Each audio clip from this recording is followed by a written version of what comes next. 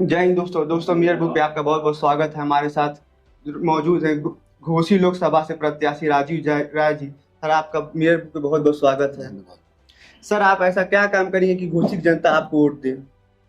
वादे तो चुनाव में बहुत सारे लोग करते हैं, लेकिन जी राजीव राय का इतिहास अगर आपको पता होगा तो 14 से चुनाव हारने के बाद जी मैंने इतने काम किए हैं। जी ये लोगों को पता होना चाहिए कि जो आजमगढ़ से मऊ के घर 4 लेन है वो राजीव राय ने बनवाया है। ये अंडरग्राउंड का केबलिंग मैंने करवाया था। जी हर विधानसभा में प्राइमरी हेल्थ सेंटर मैंने खुलवाया था। और इतनी बड़ी सड़कें हैं, चाहे वो शहीद मार्ग हो, जी चाहे चिड़िया कोट से बेलथरा रोड हो, मधुबन मार्ग हो, धोरी घाट मधुबन मार्ग हो, एक लंबी सी फहरिस्त है सैकड़ों सड़कों का, उसमें मैंने काम कराया था। तो बिना पद पर रहते हुए अगर मैं इतना विकास का काम कर सकता हूँ, भले आज आकर कोई विकास के नारा और लगा दे, लेकिन सच्चाई है कि जिन सड़कों को हमने बनवाया उस पर मरम्मत का काम तक ये सरकार नहीं कर पाई। ये बुनकरों का इलाका है। जी आप सुन रहे हैं कि देश में 1 लाख किसानों ने आत्महत्या कर ली। जी हमारे बुनकर भाई भुखमरी के कगार पर हो गए सरकारी नीतियों से। उनका फ्लैट रेट 72 रुपया था। एक छोटा सा कंट्रीब्यूशन सहार सरकार की तरफ से था कि इनको आत्मनिर्भर बनाया जाए।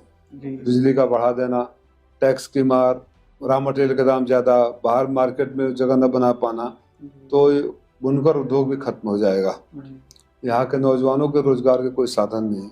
आज भी यहाँ शिक्षण संस्थान बड़े बड़े बड़े कुछ भी नहीं है। जी शिक्षण संस्थानों की कमी है। तो बहुत सारे ऐसे काम हैं जो मैं 2014 से ज़्यादा 2-2.5 सालों में कर पाया हूँ। उतना कम समय में पूरा नहीं होता, लेकिन वो रिकॉर्ड काम है। आज लोग आकर मंत्री जी लोग बोल देते हैं कि कोई विकास नहीं कराया था। जिस सड़क पर बन चढ़ चल के आते हैं बोलते हैं वो सड़क भी राजीव राय ने बनवाया है।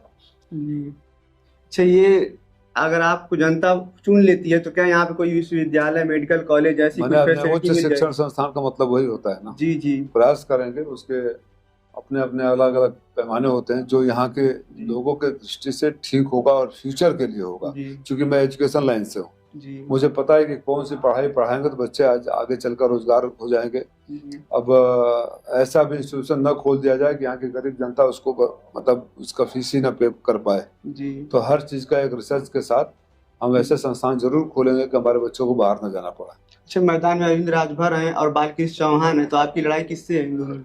मेरी लड़ाई जनता लड़ रही है। जनता को पता है पिछले 10 सालों में हर सुख दुख में एक ही चेहरा, एक ही नाम रहा है। जी मैं आपके माध्यम से जानना चाहूंगा, आप मीडिया के साथियों, अगर आपके पास हो कोई वीडियो या कोई फुटेज हो तो दिखा दो कि जब यहाँ कोरोना आया था तो ये लोग कहाँ दुबके हुए थे। कोई दिखाई दिया?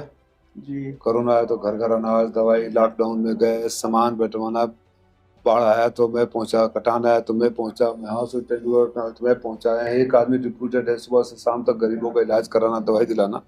सिर्फ चुनाव में आकर अपनी जाति संगठन बताओगे तो जनता नहीं चुनेगी, क्योंकि मुसीबत का कोई जात नहीं होता, दुख का कोई जात नहीं होता, बीमारी की कोई जात नहीं होती, और गरीबों की भी कोई जात नहीं होती। जो उनके बीच में रहा है उसी को जनता आशीर्वाद देगी। जनता मेरा चुनाव लड़ रही है। ओपी राजभर बोल रहे हैं कि इस पिछली बार से ज्यादा कम वोट पाएंगे आप।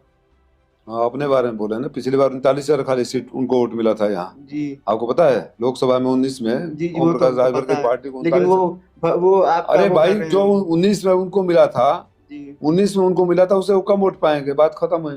अच्छा, मुख्तार अंसारी का इस सीट पे कितना असर पड़ेगा? क्योंकि वो यहाँ से विधायक रह चुके हैं, उनका बेटा यहीं से विधायक अभी है जो मऊ सदर 5 सीट बार से। विधायक रह चुका है उसको असर क्यों नहीं पड़ेगा? जी। अच्छा, अखिलेश से लेकर समाजवादी का पूरा कुंभल मुख्तार अंसारी के घर पहुंच गया। आप लोग बताना क्या चाहते हैं, संदेश क्या देना चाहते हैं? गलती क्या है इसमें? हमारे 5 बार के विधायक वर्तमान वहाँ के लोकसभा के प्रत्याशी के घर में आया, अगर हम पहुंच गए तो बताना चाहते हैं क्या? तो बताना ये चाहते हैं कि राजनीति में संस्कार नाम की चीज होती है। जी बताना ये चाहते हैं कि किसी की मौत पर घटिया राजनीति करने वाले घटिया लोग होते हैं। जी। सिंपल सी बात है। केशव प्रसाद मौर्य बोल रहे हैं कि वो तो वहाँ पे पूरे समाजवादी के लोग पहुंच गए, पब्लिक नहीं थी, समाजवादी के लोग आरोप लगा रहे हैं आप लोगों पे। वो पटर पटर बोलते हैं, उनके जी ऊपर इतने आपराधिक मुकदमे हैं, इतने आपराधिक मुकदमे को हिस्ट्री सीटर रह चुके हैं, वो क्या हमसे बात करेंगे?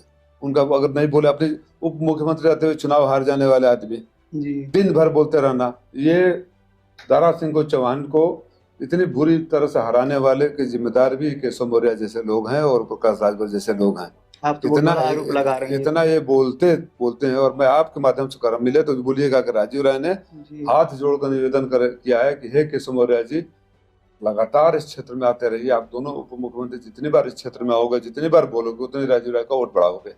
अच्छा, राम मंदिर इस चुनाव में मुद्दा रहेगा कि नहीं रहेगा?